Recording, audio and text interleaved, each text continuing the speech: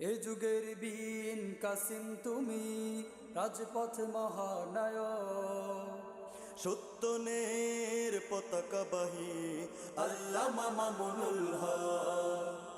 এ যুগের বীন কাসিম তুমি, রাজপথ মহানায়ক, সত্যনের পতাকাবাহী আইয়ামে জাহিলিয়াতকে যেভাবে আল্লাহর নবী সাল্লাল্লাহু আলাইহি ওয়াসাল্লাম বৈপ্লবিক পরিবর্তন এনেছিলেন, আমাদেরও এই নতুন জাহিলিয়াত, নতুন বর্বরতা, একবিংশ শতাব্দীর এই জাহিলিয়াতকে পরাস্ত করে আবার ইসলামের আলোকে নতুন এক সমাজ, নতুন এক জাতি, নতুন এক দেশ গঠন করতে হবে, নতুন এক বিশ্ব ব্যবস্থা গড়ার জন্য আমাদেরকে কাজ করতে হবে। ইসলামের সেই রাষ্ট্রনৈতিক বিধানগুলো, রাজনৈতিক বিধানগুলো, রাষ্ট্রীয় বিধানগুলো, আদালতের বিধানগুলো, আল্লাহর কোরআন আদালত সংক্রান্ত যেই বিধান দিয়েছেন, রাজনীতি সংক্রান্ত যেই বিধান দিয়েছে, ইসলাম রাষ্ট্র সংক্রান্ত যেই বিধানগুলো দিয়েছে, সেই বিধানগুলো প্র্যাকটিক্যাল বাস্তবায়ন করার জন্য উলামায়ে কেরামের নেতৃত্বে ইসলামিক রাজনৈতিক সংগঠনগুলো সেগুলো বাস্তবায়ন করার কাজ করে যাচ্ছে। বরং আমার দেশের প্রত্যেকটা শিক্ষাঙ্গন, প্রতিটি প্রাইমারি স্কুল, এই প্রাইমারি স্কুলগুলোতে মুসলমানদের যে সকল সন্তানরা সেখানে পড়াশোনা করে, ট্যাক্সের পয়সা দিয়ে, আমরা 90% মুসলমানদের ট্যাক্সের পয়সা দিয়ে শিক্ষা মন্ত্রণালয় চলে, শিক্ষা বিভাগ চলে, শিক্ষা বোর্ডগুলো চলে, বইপত্র আমাদের ট্যাক্সের পয়সা দিয়ে লেখা হয়, তৈরি হয়, শিক্ষক শিক্ষিকাদের বেতন আমাদের ট্যাক্সের পয়সা দিয়ে দেওয়া হয়। এই সব কিছু চলবে, আমার সন্তানরা সেখানে পড়াশোনা করবে, তাদেরকে বাংলা, ইতিহাস, ভূগোল, পাতিহাস, ইংরেজি, অঙ্ক সব শিখাবা। আল্লাহর কোরআনটা শিখাইতে গেলে তোমাদের এত সমস্যা। প্রতিটি প্রাইমারি স্কুলে বিশুদ্ধ কোরআন তেলাওয়াত শিক্ষা দেওয়ার জন্য একজন অন্তত সনদপ্রাপ্ত বিশুদ্ধ কোরআনের তেলাওয়াত সম্পন্ন একজন করে আল্লাহর কোরআনের কারি নিযুক্ত করতে হবে। এটা আমাদের নতুন এজেন্ডা, এটা আমাদের নতুন আওয়াজ। এই আওয়াজ বাংলার মাটিতে আমরা তুলতেছি। এটা শুধু আলেমদের জন্য প্রয়োজন না, এটা সাধারণ মানুষের জন্য বেশি প্রয়োজন। আর ভাই, আলেমদের সন্তানরা তো মাদ্রাসায় পড়ে, আমাদের ছেলেপেলেরা সব জিজ্ঞেস করেন, আমার ছেলে 4 ছেলে 3টা হাফেজ হয়ে 5মটাও হেফজ পড়ে ফেলছে, প্রায় অর্ধেক। আইয়ুব সাহেবের ছেলে মেয়ে সব হাফেজ। জিজ্ঞেস করে দেন, হুজুরদের বাচ্চাদের পড়ানোর জন্য স্কুলের দরকার নাই, মাদ্রাসাগুলোই এনাফ। কিন্তু আমরা মনে করি যে মাদ্রাসার ছেলে যেরকম আমার ছেলে, স্কুলের ছেলে মেয়েরাও আমাদের ছেলে মেয়ে। কথা বলেন ঠিক না বেঠিক? তো আমার মাদ্রাসার ছেলে যেরকম কোরআন শিক্ষার পাশাপাশি আমাদের মাদ্রাসাগুলো তো পর্যাপ্ত পরিমাণ জেনারেল শিক্ষা, ইংলিশ, বাংলা, অঙ্ক পর্যাপ্ত পরিমাণ যদি আমরা মাদ্রাসায় শেখাতে পারি, তোমরা ঘোড়ার ডিমের স্কুলের মধ্যে কোরআনের শিক্ষা কেন দিতে পারবে না? আমরা তো বেশি চাচ্ছি না, বলছি প্রাইমারি স্কুলে এক একটা ছোট ছোট সন্তানকে একটা ক্লাসে, একটা পিরিয়ডে শুধুমাত্র কোরআনের বিশুদ্ধ তেলাওয়াত শিক্ষা দিতে হবে। সে আয়োজন করতে হবে। যদি সেই আয়োজন সরকার করতে ব্যর্থ হয়, আগামী দিনে আমরা স্কুলগুলোকে পরিচালনা করবার জন্য বিকল্প ব্যবস্থা করতে বাধ্য হবে ইনশাআল্লাহ। রাসূল সাল্লাল্লাহু আলাইহি ওয়াসাল্লাম যেই যুগে দুনিয়াতে প্রেরিত হয়েছেন, যেই সমাজে তিনি প্রেরিত হয়েছেন, যেই ভূখণ্ডে তিনি প্রেরিত হয়েছেন, সেই সময়ের, সেই সমাজের, সেই ভূখণ্ডের অবস্থাটা কত ভয়াবহ ছিল। পৃথিবীর ইতিহাসের যেই সময়টাকে বলা হয় আইয়ামে জাহিলিয়াত।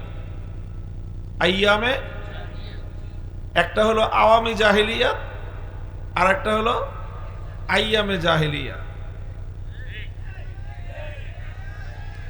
আইয়ামে জাহিলিয়াত দেখেছে মানুষ সেই 1400 বছর আগে, আর আওয়ামী জাহিলিয়াত দেখার দুর্ভাগ্য হয়েছে আমাদের বাংলাদেশের মানুষের।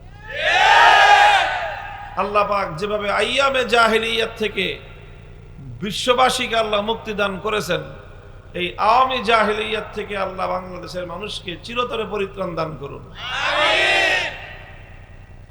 তো সেই আইয়ামে জাহেলিয়াত, দ্য এজ অফ ডার্কনেস, অন্ধকারের যুগ, সেই অন্ধকারের যুগে এসে রাসূল সাল্লাল্লাহু আলাইহি ওয়াসাল্লাম খুব বেশি না, মাত্র 23 বছর তিনি একটা মেহনত করেছেন। 23 বছরের মেহনতে তিনি একটা ইনকিলাব, একটা বিপ্লব এনেছেন। আর সেই ইনকিলাব এবং সেই বিপ্লবের মাধ্যমে যেই সময়, যেই যুগ, যেই মানুষগুলো ছিল বর্বর, যেই যুগটা ছিল জাহেলিয়াতের যুগ, যেই সময়টা ছিল বর্বরতার সময়, 23 বছরের মেহনতে এমন আমূল পরিবর্তন হলো যে পৃথিবীর ইতিহাসের সবচেয়ে বর্বর মানুষগুলো এই বিশ্ব ইতিহাসের সবচেয়ে সুন্দর, সবচেয়ে উত্তম সোনার মানুষে পরিণত হয়েছে। সবচেয়ে অন্ধকার যুগটা পৃথিবীর সবচেয়ে আলোকিত যুগে পরিণত হয়েছে। এমন আলো তারা ধারণ করেছে আরব সভ্যতা, শুধুমাত্র মক্কা মদিনা হিজাজ নয়, শুধুমাত্র জাজিরাতুল আরব নয়, শুধু আরব ভূখণ্ড নয়, আটলান্টিক মহাসমুদ্রের প্রান্ত থেকে নিয়ে শুরু করে ইউরোপের গহীন অঞ্চল পর্যন্ত, আফ্রিকার জঙ্গল থেকে নিয়ে শুরু করে সুদূর এশিয়া পর্যন্ত সারা পৃথিবী সেই আলোয় আলোকিত হয়েছে। রাসূল আকরাম সাল্লাল্লাহু আলাইহি ওয়াসাল্লামের 23 বছরের এই মেহনত, এই কর্মকাণ্ডের মাধ্যমে এই আমূল পরিবর্তনটা সাধিত হয়েছিল। আল্লাহর নবী কিভাবে এই বিপ্লবটা সাধন করলেন, এই পরিবর্তন তিনি কিভাবে আনলেন, এই অন্ধকারকে তিনি কিভাবে আলোয় পরিণত করলেন, বর্বর মানুষগুলোকে তিনি কিভাবে সোনার মানুষে পরিণত করলেন। মুহতারাম হাজিরিন, তার মূল কেন্দ্রে, মূল সূত্র একটা বিষয় ছিল, সেটা হলো আল্লাহর কোরআন। সেটা ছিল কি? সেটা ছিল আল্লাহর কোরআন। এটা ছিল একটা কোরআন, কোরআনুল কারীম, কিতাবুল্লাহি তাআলা। এটা ছিল একটা পরশ পাথর। এটা কি? এটা পরশ পাথর। তিনি এই পরশ পাথরের ছোঁয়ায়, পরশ পাথরের জাদুতে, এই কোরআন নামক পরশ পাথরের জাদুতে রাসূল আকরাম সাল্লাল্লাহু আলাইহি ওয়াসাল্লাম এই মহান বিপ্লব সাধন করেছিলেন। खुद न थे जो राह पर गैरों के हादी बन गए, क्या नजर थी जिसने मुर्दों को मसीहा कर दिया, दुर्फिशानी ने तेरी कतरों को दरिया कर दिया, दिल को रोशन कर दिया, आंखों को बीना कर दिया। কোরআনের এই কোরআনের সংস্পর্শে, কোরআনে পাকের জাদুকরী প্রভাবে এই আমূল পরিবর্তনটা সাধন করেছিলেন তিনি। আজ শুধু আওয়ামী জাহেলিয়াত তো একটা আছেই, এই আওয়ামী জাহেলিয়াতের মূল যে বুনিয়াদ, এর যে ভিত্তি, সেটা হলো আধুনিক পাশ্চাত্যের এই যে সেকুলার মতবাদ, সেকুলার যে মতবাদ, এই মতবাদটাই হলো আজকের পৃথিবীর ইসলামের বিপক্ষে সবচেয়ে বড় ইসলামের প্রতিদ্বন্দ্বী মতবাদ। এই কথাটা যে আমরা বলি, আমরা যে ধর্মনিরপেক্ষতার বিরোধিতা করি, অনেকে মনে করে যে এটা শুধুমাত্র একটা রাজনৈতিক কারণে। না, সেকুলার মতবাদ, ধর্মনিরপেক্ষতার মতবাদ, এটা আবিষ্কার করেছে, এটা হলো ইহুদিবাদের সর্বশেষ, ইহুদিবাদের সর্বশেষ লেটেস্ট ভার্সন। ইহুদিবাদ যখন তার নিজের আদর্শের মাধ্যমে ইসলামকে মোকাবেলা করতে পারে নাই, ইহুদিরা যখন নিজেদের ধর্ম দিয়ে ইসলামকে মোকাবেলা করতে পারে নাই, তখন তারা খ্রিস্ট ধর্মের মাধ্যমে ইসলামকে মোকাবেলা করার চেষ্টা করেছে, খ্রিস্টানদেরকে ইসলামের মোকাবেলা দাঁড় করাবার চেষ্টা করেছে। সেখানেও তারা ব্যর্থ হয়ে সর্বশেষ ইহুদি এবং খ্রিস্টবাদ, এই দুই শক্তি মিলে ইসলামের অগ্রযাত্রাকে রুখে দেওয়ার জন্য তারা সেকুলারিজম নামে ধর্মনিরপেক্ষ মতবাদকে দাঁড় করিয়ে পৃথিবীর অন্য সব ধর্মাবলম্বীদেরকে এক কাতারে শামিল করে আল কুফরু মিল্লাতুন ওয়াহিদা, সমস্ত কুফরি মতবাদগুলো ধর্মনিরপেক্ষতাবাদের অন্তরালে দাঁড়িয়ে দুনিয়াতে ইসলামকে মোকাবেলা করবার চেষ্টা করেছে। এটা ভয়ঙ্কর বিষয় একটা, এটা খুবই একটা ভয়ঙ্কর বিষয়। ধর্মনিরপেক্ষ মতবাদ, সেকুলারিজম দুনিয়াতে পাশ্চাত্য সভ্যতা তারা কয়েকটা মতবাদ দিয়ে আজকের পৃথিবীকে পরিচালনা করছে। তার মধ্যে একটা তো হলো যেটাকে আমরা বলি ডেমোক্রেসি, গণতন্ত্র। আরেকটা মতবাদ হলো তাদের অর্থনৈতিক মতবাদ, সেটা হলো পুঁজিবাদ। এই যে পুঁজিবাদ এবং গণতন্ত্র, এটা দিয়ে সারা দুনিয়াকে পশ্চিমা বিশ্ব নিয়ন্ত্রণ করছে। আর এর মূল সূত্রটা হলো সেকুলারিজম, অর্থাৎ মানুষের রাষ্ট্র, রাজনীতি, সমাজ ব্যবস্থা থেকে ধর্মকে বিচ্ছিন্ন করে দাও। ধর্মকে বিচ্ছিন্ন করে মানুষের সমাজকে স্বাধীনভাবে পরিচালনা করো। সমাজের মানুষ যেন তাদের সামাজিক জীবনে ধর্মের অনুসরণ করা বাদ দিয়ে দেয়। এইরকম একটা ভয়ঙ্কর চিন্তা থেকেই সেকুলারিজমের আবির্ভাব হয়েছে। কাজেই যারা সেকুলারিজমকে শুধুমাত্র একটা রাজনৈতিক মতবাদ হিসেবে দেখে, তারা ভুল করে, চরম ভুল করে। সেকুলারিজম শুধুমাত্র একটা রাজনৈতিক মতবাদ নয়, এটা ভয়ঙ্কর একটা ধর্মের নাম। এই জন্য আমরা বলি সেকুলার ধর্ম। সেকুলার ধর্ম ইসলামের জন্য হিন্দু, বৌদ্ধ, ইহুদি, খ্রিস্টান ধর্মের চেয়েও ভয়ঙ্কর এবং বেশি ক্ষতিকর। বলবেন কেন ক্ষতিকর? কারণ একজন মানুষ হিন্দু, সে বুঝে আমি হিন্দু, আমি মুসলমান না। একজন মানুষ বৌদ্ধ, সে বুঝে আমি বৌদ্ধ, আমি মুসলমান না। একজন খ্রিস্টান, একজন ইহুদি, সে বুঝে যে আমি ইহুদি, আমি খ্রিস্টান, আমি মুসলমান না। মুসলমানরাও বুঝে যে এই লোকটা হিন্দু, এই লোকটা বৌদ্ধ, এই লোকটা ইহুদি, এই লোকটা খ্রিস্টান। তার সঙ্গে সেইভাবে মুসলমানরা লেনদেন করে, সেরকম তার সঙ্গে আচার আচরণ করে, টার্গেট করে তাকে ইসলামের দাওয়াত দেয়। কিন্তু যে লোকটা সেকুলার, সে নিজেকে আবার মুসলমানও মনে করে, মুসলমানরাও সেকুলারকে মুসলমান মনে করে। এটা হলো ভয়ঙ্কর সবচেয়ে জায়গাটা, যে একটা মানুষ সে সেকুলার ধর্মের অনুসারী, সেকুলার ধর্মের কালেমা ভিন্ন, ইসলাম ধর্মের কালেমা ভিন্ন। সেকুলার ধর্মের কালেমা হলো যে মানুষের জীবনের, মানুষের রাষ্ট্র সমাজ জীবনে আল্লাহর কোনো বিধান চলবে না। এটা হলো সেকুলার ধর্মের কালিমা। আর ইসলামের কালিমা হলো যে মানুষের জীবনের সকল কিছু আল্লাহর হুকুম অনুযায়ী চলবে। এই জন্য সেকুলার ধর্ম এটা এক ভয়ঙ্কর ধর্মের নাম। আর এই ধর্ম বাংলাদেশে সবচেয়ে বেশি প্রতিষ্ঠিত করেছে এই আওয়ামী জাহেলিয়াত। এবং আওয়ামী লীগের সঙ্গে রাজনীতি করতে করতে অন্যান্য তার রাজনৈতিক সহকর্মীরা, বিএনপির মধ্যেও এই ধরনের ব্যাপকভাবে এটা সংক্রমিত হয়েছে। কাজেই এটা খুব ভালো করে আমাদেরকে বুঝতে হবে, মনে রাখতে হবে।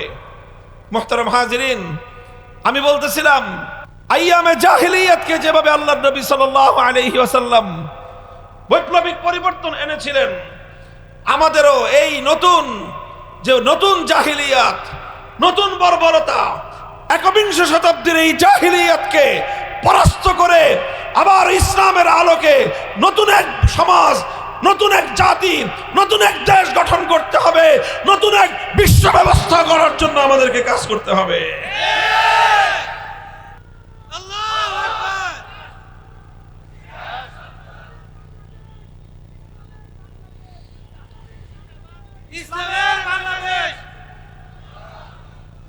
মুহতারাম হাজিরিন, আমি বলেছিলাম যে আল্লাহর রাসূল সাল্লাল্লাহু আলাইহি ওয়াসাল্লাম যে বিপ্লব সাধন করেছিলেন, তার সেন্টার পয়েন্টে ছিল আল্লাহর কোরআন।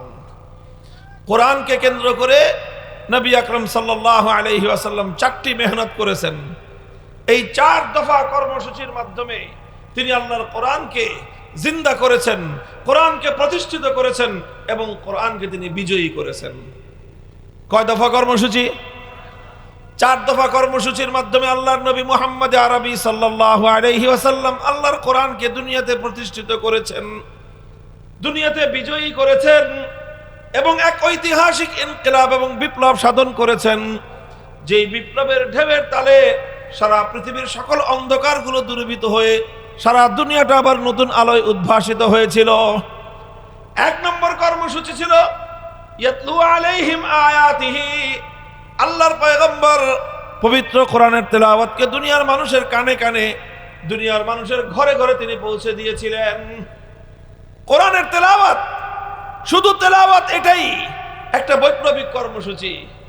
অনেকে মনে করে যে কোরআন বুঝি না বুঝে পড়লে কোনো লাভ নাই। এটা একটা সবচেয়ে দুনিয়ার বোকামির কথা, মূর্খতার কথা। কোরআন অন্য গ্রন্থের মতো না। দুনিয়ার অন্য সব সাবজেক্ট, অন্য সকল গ্রন্থ না বুঝে পড়লে কোনো লাভ নাই। আপনি যদি সাহিত্যের বই না বুঝে পড়েন, লাভ হবে না। দর্শন শাস্ত্রের বই না বুঝে পড়লে দার্শনিক হওয়া যাবে না। বিজ্ঞানের বই না বুঝে পড়লে বিজ্ঞান শেখা যাবে না। মেডিকেলের বই না বুঝে পড়লে ডাক্তারি বিদ্যা বোঝা যাবে না। সমস্ত সাবজেক্টের বই বুঝে পড়তে হবে, না বুঝে পড়লে কোনো লাভ নাই। এক্সেপ্ট আল কোরআনুল কারীম, একমাত্র গ্রন্থ কোরআন, সেটা বুঝে পড়লেও লাভ, না বুঝে পড়লেও আল্লাহর কোরআন মানুষের মধ্যে তার প্রভাব তৈরি করেই ছাড়ে। কাজেই যারা মনে করে যে না বুঝে পড়লে কোরআনের বুঝি কোনো লাভ নাই, তারা আল্লাহর কোরআনের সঙ্গে চরম অবমাননামূলক আচরণ করে। কারণ তারা কোরআনকে বাকি 10টা অন্যান্য সাবজেক্টের বইয়ের মতো মনে করেছে। না, কোরআন বুঝতে হবে সেটা ভিন্ন বিষয়। কোরআন বুঝতে হবে সেটা আরেকটা সাবজেক্ট, সেটা আরেকটা এটা স্বয়ং সম্পন্ন কর্মসূচি। আর কোরআন তেলাওয়াত করা এটা একটা স্বয়ং সম্পন্ন কর্মসূচি। আমরা কথা বলতেছি না যে কোরআন বুঝার দরকার নাই। হ্যাঁ, কোরআন বুঝতে হবে, এটা একটা পূর্ণাঙ্গ কাজ। যেরকম নামাজ, রোজা, হজ, যাকাত, কয়টা আমল বলেন? কয়টা আমল? নামাজ পড়তে হবে নামাজের জায়গায়। একজন মানুষ রোজা রাখে না, তাই বলে কি নামাজ পড়তে হবে না? তার রোজাও রাখবে, কিন্তু নামাজের সময় হয়েছে, এখন নামাজ পড়তে হবে। এখন একজন মানুষ রোজা রাখে নাই, তার মানুষ মোমের মতো একজন নরম মানুষ, এমন একটা সুন্দর মানুষকে তোমরা কেন মক্কা থেকে বিতাড়িত করে দিচ্ছ? কেন তাকে মক্কা থেকে চলে যেতে তোমরা বাধ্য করলা? মক্কার লোকেরা বলে যে ঠিক আছে, আবু বকর মক্কায় থাকুক, আমাদের কোনো আপত্তি নাই। আবু বকর আমাদের বাপদাদার ধর্ম ত্যাগ করে মুহাম্মাদের ধর্ম গ্রহণ করেছে, এটাও আমরা আপত্তি করব না। এমনকি সে মুহাম্মাদের ধর্মের প্রচার করে, সেটাও আমরা মেনে নিলাম। আবু বকর আল্লাহর কিতাব কোরআন তেলাওয়াত করে, সেটাও আমরা মেনে নিলাম। কিন্তু আবু বকরকে যদি মক্কায় থাকতে হয়, একটা শর্ত মেনে থাকতে হবে। কি শর্ত? আবু বকর কোরআন তেলাওয়াত করতে পারবে, কিন্তু ঘরের বাইরে কোরআন তেলাওয়াত করতে পারবে না, বরং সে তার ঘরের মধ্যে দরজা বন্ধ করে কোরআন তেলাওয়াত করতে হবে। ইবনে দাগিনা জিজ্ঞাসা করে, কারণ কি? ঘরের মালিকও সে, বারান্দার মালিকও সে, উঠানের মালিকও সে। সে ঘরে পড়ুক, বারান্দায় পড়ুক না উঠানে পড়ুক, তোমাদের সমস্যা কি? কয় না, আমাদের সমস্যা আছে। কি সমস্যা? আবু বকর যখন ঘরের উঠানে দাঁড়িয়ে সুললিত কণ্ঠে, আবেগ পাখা কণ্ঠে আল্লাহর কোরআন তেলাওয়াত করতে আরম্ভ করে, তখন আমাদের ঘরগুলোতে ছোট ছোট শিশু মাসুম বাচ্চাদেরকে পর্যন্ত আমরা ঘরের মধ্যে আটকে রাখতে পারি না। চুম্বক যেরকম লোহাকে আকর্ষণ করে নিয়ে যায়, আবু বকরের কোরআনের তেলাওয়াত আমাদের ঘরগুলো থেকে আমাদের সমস্ত মানুষদেরকে এমন ভাবে আকৃষ্ট করে, বাঁধ ভাঙ্গা স্রোতের মতো আমাদের ঘরগুলো থেকে আমাদের আবাল বৃদ্ধ বনিতা, নারী, শিশু, পুরুষ সব ঝাঁকে ঝাঁকে শুধুমাত্র আবু বকরের কোরআন তেলাওয়াত শোনার জন্য তার বাড়িতে গিয়ে ভিড় করে। এটা আমরা সহ্য করতে পারি না, এটা আমরা সহ্য করতে পারি না। সুতরাং আবু বকর থাকলেও থাকুক, আমাদের কোনো আপত্তি নাই, কিন্তু ওপেন ভাবে সে কোরআন তেলাওয়াত করতে পারবে না। মুহতারাম হাজিরিন, সেই যুগেও, সেই জাহিলি যুগের জাহিলিয়াতের তাদের সেই ভিত সর্বপ্রথম যেই শক্তি আঘাত করেছিল সেটা ছিল আল্লাহর কোরআনের তেলাওয়াত। কোরআন তেলাওয়াত গিয়ে সেই বর্বরতার ভিত শুদ্ধ কাঁপিয়ে দিয়েছিল। আজও যদি আমাদেরকে নাস্তিক্যবাদ, ইসলাম বিদ্বেষ, সমগ্র জাহিলিয়াত আর মূর্খতার ভিত প্রকম্পিত করতে হয়, সর্বপ্রথম আল্লাহর কোরআনের তেলাওয়াতের ঝংকার তুলতে হবে, তেলাওয়াতের ঝংকার তুলতে হবে।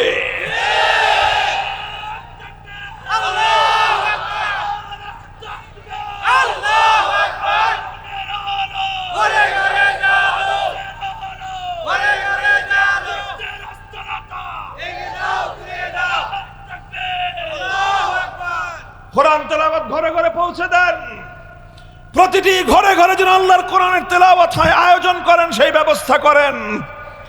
আলহামদুলিল্লাহ, আমাদের মাদ্রাসার মক্তবগুলো, হেফজখানাগুলো আজ শতাব্দীকাল পর্যন্ত মুসলমানদের জন্য এই খেদমত উপহার দিয়ে যাচ্ছে। বলেন কথা ঠিক না বেঠিক? এই যে এই দেশে এত ষড়যন্ত্র চক্রান্ত হওয়া সত্ত্বেও আগ্রাসী শক্তি এদেশে দাঁত বসাতে পারে নাই, তার মূল প্রতিবন্ধক হলো আল্লাহর কোরআনের এই শিক্ষা প্রতিষ্ঠানগুলো।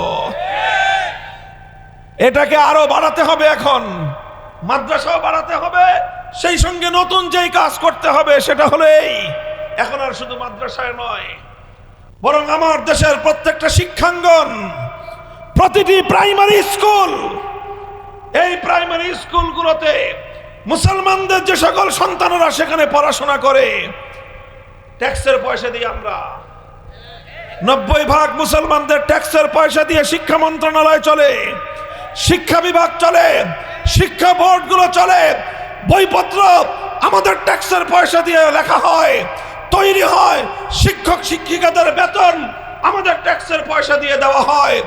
এই সব কিছু চলবে, আমার সন্তানরা সেখানে পড়াশোনা করবে, তাদেরকে বাংলা, ইতিহাস, ভূগোল, পাতিহাস, ইংরেজি, অঙ্ক সব শিখাবা। আল্লাহর কোরআনটা শিখাইতে গেলে তোমাদের এত সমস্যা। প্রতিটি প্রাইমারি স্কুলে বিশুদ্ধ কোরআন তেলাওয়াত শিক্ষা দেওয়ার জন্য একজন অন্তত সনদপ্রাপ্ত বিশুদ্ধ কোরআনের তেলাওয়াত সম্পন্ন একজন করে আল্লাহর কোরআনের কারি নিযুক্ত করতে হবে। এটা আমাদের নতুন এজেন্ডা, এটা আমাদের নতুন আওয়াজ। এই আওয়াজ বাংলার মাটিতে আমরা তুলতেছি। এটা শুধু আলেমদের জন্য প্রয়োজন না, এটা সাধারণ মানুষের জন্য বেশি প্রয়োজন।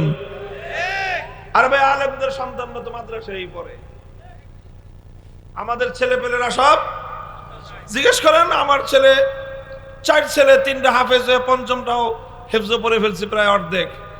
আইব সাহেবের ছেলে মেয়ে সব হাফেজ। জিজ্ঞেস করে দেন, হুজুরদের বাচ্চাদের পড়ানোর জন্য স্কুলের দরকার নাই, মাদ্রাসাগুলো এনাফ।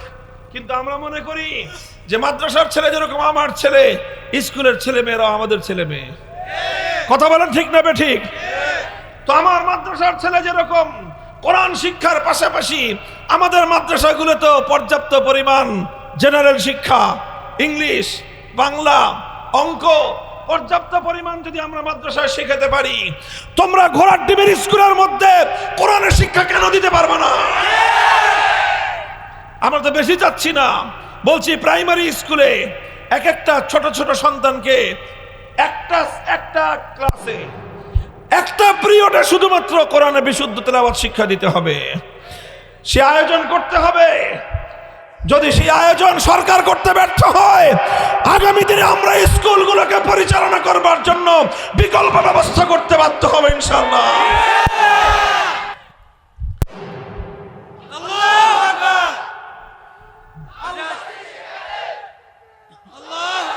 এটা হলো 1 নম্বর কর্মসূচি, ইয়াতলু আলাইহিম আয়াতিহি। কোরআনের তেলাওয়াত সমাজ পরিবর্তনের বুনিয়াদি হাতিয়ার। 2 নম্বর কর্মসূচি ছিল আল্লাহর নবীর ওয়ায়ুআল্লিমুহুমুল কিতাব, তালিমে কিতাব। শুধু তেলাওয়াত করে আল্লাহর পয়গম্বর তার জিম্মাদারি খতম করেন নাই, বরং নবীজির দ্বিতীয় দফা কর্মসূচি ছিল যে কোরআনকে তিনি তেলাওয়াত করেছেন এবার তিনি সেই কোরআনকে ব্যাখ্যা করে কোরআনের মর্ম বুঝিয়ে দিয়েছেন। কোরআনের মর্ম বুঝিয়েছেন, কোরআনের পয়গাম দুনিয়ার মানুষকে আল্লাহ নবী বুঝিয়ে দিয়েছেন। আলহামদুলিল্লাহ, আমাদের মাদ্রাসাগুলোতে 5 বছরের কোরআন তেলাওয়াতের এই মেহনত চলবার পর 10 বছর পর্যন্ত আমরা মাদ্রাসাগুলোতে শিক্ষা প্রদান করে থাকি শুধুমাত্র একটা উদ্দেশ্যে, যেন আমাদের সন্তানরা আল্লাহর কোরআনটা পরিপূর্ণভাবে বুঝতে পারে এবং জাতিকে বোঝাতে পারে। 5 বছর, 2 বছর মক্তব, 3 বছর হেফজখানা, 5 বছর তেলাওয়াতে কোরআন শেখানোর জন্য, এরপরে 10 বছর তালিমে কিতাব, কোরআনের মর্ম, কোরআনের ব্যাখ্যা, কোরআনের অর্থ নিজে বুঝবে, জাতিকে বুঝাবে। এই হলো আমাদের মাদ্রাসার সিলেবাস।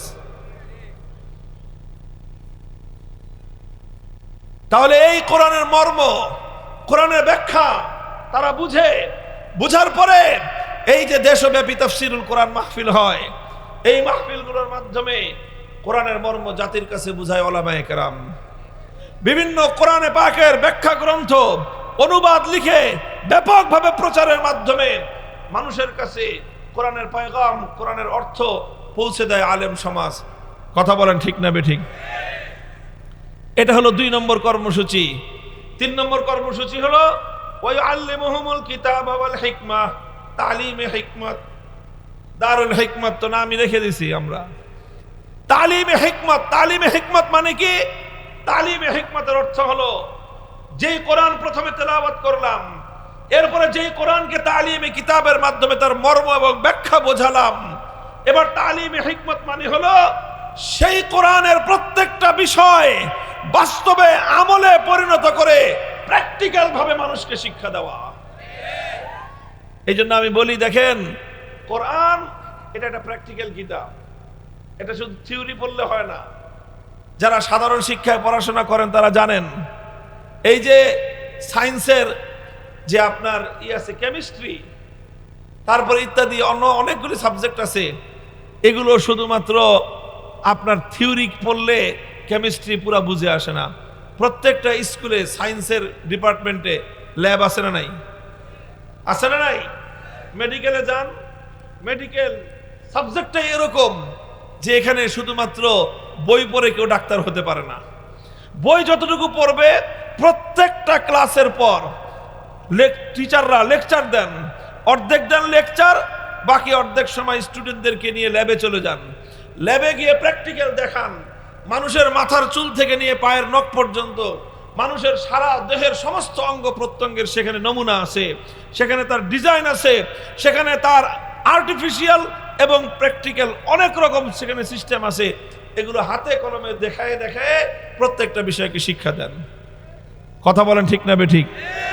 মেডিকেল যতটা প্র্যাকটিক্যাল সাবজেক্ট, আল্লাহর কোরআন তার চেয়ে বেশি প্র্যাকটিক্যাল সাবজেক্ট। এই জন্য কোরআন শুধু ব্যাখ্যা শুনে, শুধু অর্থ শুনে, শুধু অর্থ পড়ে কেউ যদি দাবি করে যে আমি আল্লাহর কোরআন পূর্ণ বুঝে ফেলেছি, বোকার স্বর্গে বসবাস করে। এই জন্য কোরআনকে শুধু ব্যাখ্যা দিয়ে, মর্ম দিয়ে পূর্ণ বোঝা যায় না। বুঝতে হলে প্র্যাকটিক্যাল বুঝতে হয়। এই জন্য আল্লাহর নবী কোরআনের এক একটা বিধানকে প্র্যাকটিক্যাল দেখিয়ে দেখিয়ে তার উম্মতকে শিক্ষা দিয়েছেন। নবীজি আয়াত নাজিল হয়েছে আকিমুস সালাত, সালাত কায়েম করো, নবীজি তেলাওয়াত করেছেন, সালাতের অর্থ বুঝিয়েছেন। এরপরে প্র্যাকটিক্যাল দেখিয়ে বলেছেন সল্লু কামা রাআইতুমুনি উসাল্লি, আমাকে যেভাবে তোমরা নামাজ পড়তে দেখলা সেইভাবে উম্মত কিয়ামত পর্যন্ত নামাজ পড়বা। শুধু এটা বলেন নাই যে আমি যেভাবে বলেছি সেভাবে পড়ো, আমি যেভাবে তোমাদেরকে শিখিয়েছি সেভাবে পড়ো, যেভাবে আমাকে বলতে শুনেছো সেভাবে পড়ো না। আল্লাহর নবী বলেছেন যেভাবে আমাকে পড়তে দেখেছো, প্র্যাকটিক্যাল দেখে শিখে সেইভাবে তোমরা নামাজ পড়বা। এটার নাম হলো তালিমে হিকমত।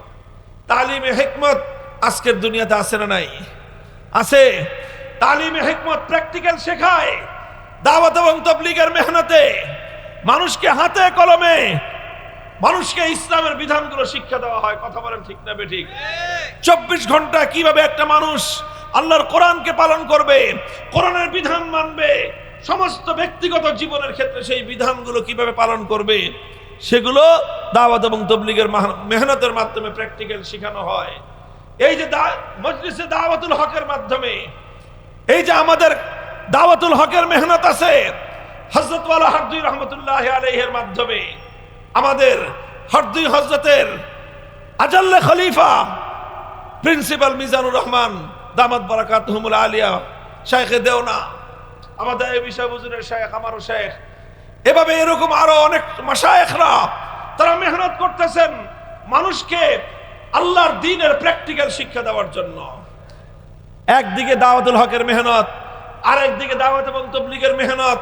তবে কিছু বিষয় আছে যেগুলোর প্র্যাকটিক্যাল কাজ দাওয়াত এবং তাবলীগেও হয় না, মজলিসে দাওয়াতুল হকেও হয় না, যেগুলো সম্পর্ক রাষ্ট্রের সাথে, যেগুলো সম্পর্ক রাজনীতির সাথে।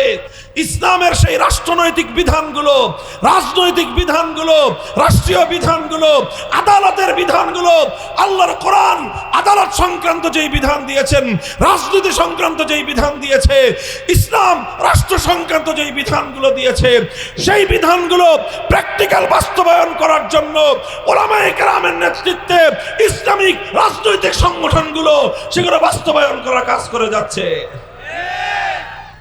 কথা বলেন ঠিক না বেঠিক?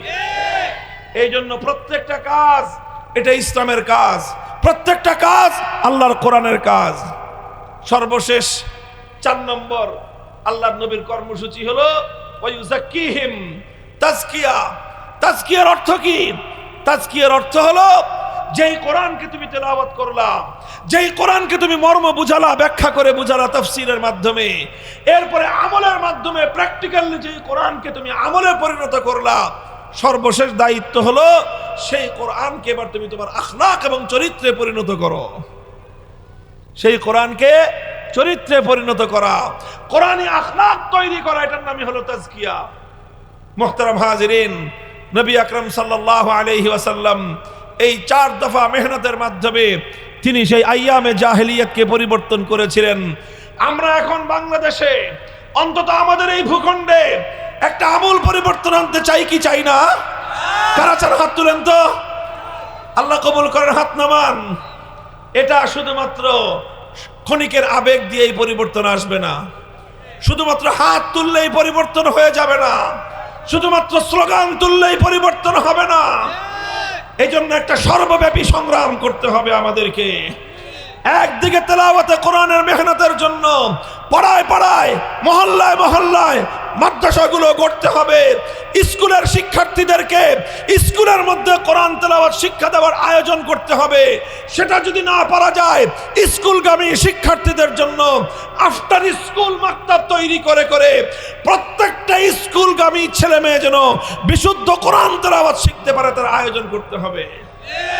তেলাওয়াত যত ব্যাপক হবে, মূর্খতা তত দূর হবে। আল্লাহর কোরআনের আওয়াজ যত দূর পর্যন্ত ছড়াবে, জাহেলিয়াতের অন্ধকার তত তাড়াবে। এরপরে মানুষকে কোরআনের মর্ম বুঝাতে হবে। আপনারা প্রত্যেকে হাক্কানি উলামায়ে কেরামের লেখা কোরআনের অনুবাদ, বিস্তারিত ব্যাখ্যা পড়তে পারেন বা না পারেন, অন্তত জিন্দেগিতে একবার আল্লাহর কোরআন শুরু থেকে শেষ পর্যন্ত অনুবাদ পড়বেন। ভাই, আল্লাহ পাক কোরআন নাজিল করলেন, আপনি হাজার হাজার বই জিন্দেগিতে পড়লেন, হুমায়ুন আহমেদ পড়ে শেষ করে ফেললেন, বঙ্কিমচন্দ্র, রবীন্দ্রনাথ ঠাকুর সব পড়ে শেষ করে ফেললেন, সায়েন্স আর্টসের সব বই পড়লেন, সায়েন্সের বই পড়লেন, সায়েন্স ফিকশনের বই পড়লেন, কোরআনে পাকের অনুবাদটা সারা জিন্দেগিতে একবার পড়া হলো না।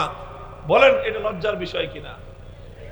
এই জন্য সাধারণ মানুষকে বলবো, অন্তত কোরআনে পাকের অনুবাদ, বিশুদ্ধ অনুবাদ, হক্কানি আলেমদের লেখা অনুবাদ শুরু থেকে শেষ পর্যন্ত অন্তত একবার পড়বেন। এটা হলো তালিমে কিতাব হলো।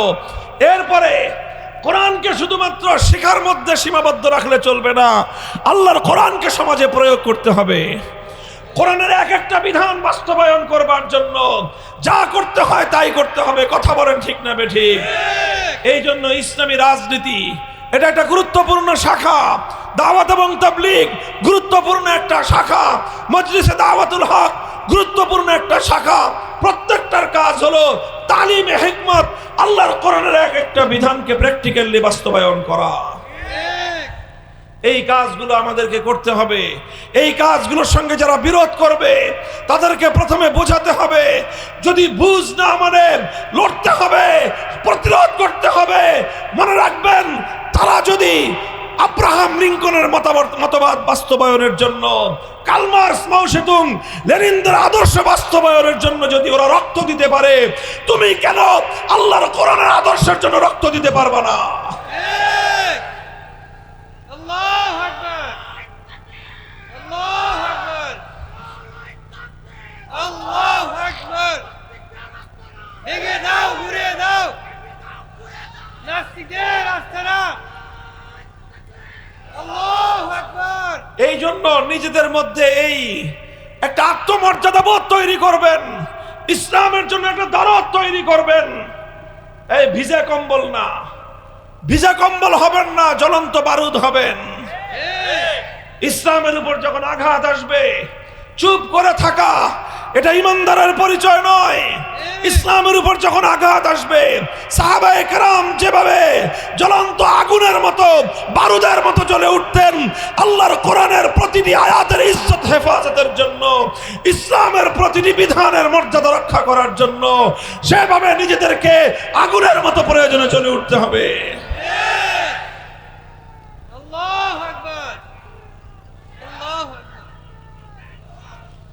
আর কোরআনী আখলাক তৈরি করার জন্য হাক্কানি মাশায়েখদের সাথে, ওলামায়ে কেরামদের সাথে একটা সম্পর্ক রাখবেন, যেন আপনার চরিত্র, আমার চরিত্র, আমাদের আখলাক, এটা যেন আল্লাহর কোরআনের আখলাকে পরিণত হয়। প্রস্তুত আছেন তো ইনশাআল্লাহ? আল্লাহ।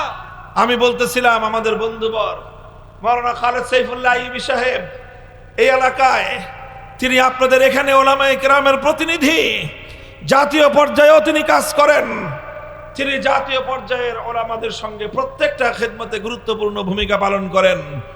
আপনারা এই অঞ্চলে এরকম আলেম ওলামা যারা আছেন, বিশেষ করে আইয়ুবী সাহেব, ওনাদের নেতৃত্বকে সংহত করবেন, মজবুত করবেন। নেতৃত্ব সংহত করার অর্থ হলো এই, ওনাদের যে ধর্মীয় কার্যকলাপ আছে, ওনাদের যে সমাজ কল্যাণমূলক কার্যকলাপ আছে, ওনাদের যে রাজনৈতিক কার্যকলাপ আছে, ওনাদের যে খানকাহি মেহনত রয়েছে, আত্মশুদ্ধির যে কাজ রয়েছে, তালিম এবং শিক্ষামূলক যে কাজগুলো রয়েছে, প্রতিটি কাজ এক সূত্রে গিয়ে গেঁথে গেছে। আর সেটা হলো একটা বিপ্লব চাই, সেটা হলো ইসলামের বিপ্লব। কথা বলেন ঠিক না বেঠিক? 5ই আগস্টের পর আমি বলি একটা কথা, যে বাংলাদেশ এখন বিপ্লবের জন্য উর্বর। এই ফসলের মাঠ চাষাবাদের জন্য কিন্তু সবসময় উপযুক্ত থাকে না। কথা বলেন, বছরের 6 মাস মাঠ পড়ে থাকে, এখানে পোলাপানরা খেলে, এখানে নানা রকম হয়, বন্যা হয়, এই হয়, সেই হয়। চাষাবাদের উপযুক্ত মাঠ সবসময় হয় না। এরপরে যখন বর্ষার মৌসুম শুরু হয়, বৃষ্টির মৌসুম, একটা হালকা বৃষ্টি হয়, বৃষ্টি হওয়ার সাথে সাথে মাঠগুলো, ফসলের মাঠগুলো চাষাবাদের জন্য উর্বর হয়ে ওঠে। তখন দ্রুত সমস্ত ফসলের মাঠগুলোকে হাল চাষ করে, চাষাবাদের উপযুক্ত করে, দ্রুত যার যেই ফল ফসল চাষাবাদ করা দরকার সেটা বীজ বপন করতে হয়। যদি তখন কেউ বীজ বপন না করে, আর এই মৌসুমটা যদি চলে যায়, তখন আর সে ফসল ঘরে তুলতে পারবে না। আলহামদুলিল্লাহ, জুলাই এবং আগস্টের বিপ্লবের মাধ্যমে আবু সাইদ, মুগ্ধ, সিফাত, জাহিদ, এই সমস্ত থোকা থোকা নামগুলো মুসলমানদের ইমানদার সন্তানেরা যেভাবে জুলুম এবং অত্যাচারের বিরুদ্ধে অকাতরে বুকের রক্ত দিয়ে বাংলার মাটিকে সিঞ্চিত করে দিয়েছে, এ মাটি এখন বিপ্লবের জন্য উর্বর হয়ে আছে। এই সময় ইসলামী বিপ্লবের আওয়াজ তুলতে হবে। প্রথমে ঘাম ঝরিয়ে মেহনত করতে হবে, রাতের অন্ধকারে অস্ত্র দিতে হবে আল্লাহর দরবারে। আর এরপরে যদি বিপ্লবের জন্য যখন চূড়ান্তভাবে মাঠ প্রস্তুত হয়ে যাবে, তখন এই মাঠে প্রয়োজনে 2000 নয়, 2 লক্ষ যুবক আবু সাইদদের মতো জালিমের জুলুমতন্ত্রের উৎখাতের জন্য বুলেটের সামনে বুক পেতে দিয়ে শহীদ ঈদগাহে জমায়েত হতে হবে।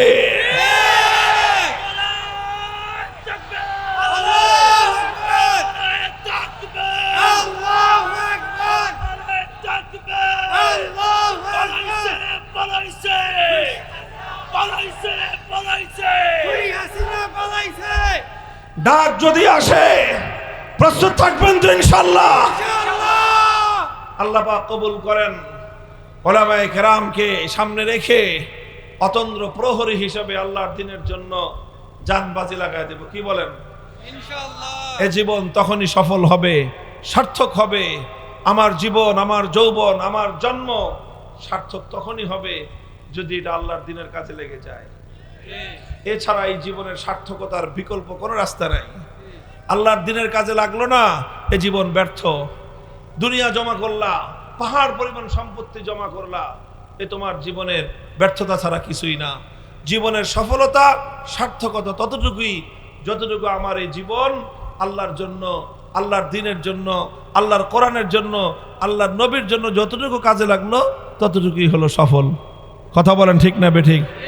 আল্লাহ পাক রব্বুল আলামিন আমাদের সকলকে কবুল করেন, তৌফিক দান করেন। ওয়া আখিরু দাওয়ানা আলহামদুলিল্লাহি রাব্বিল আলামিন।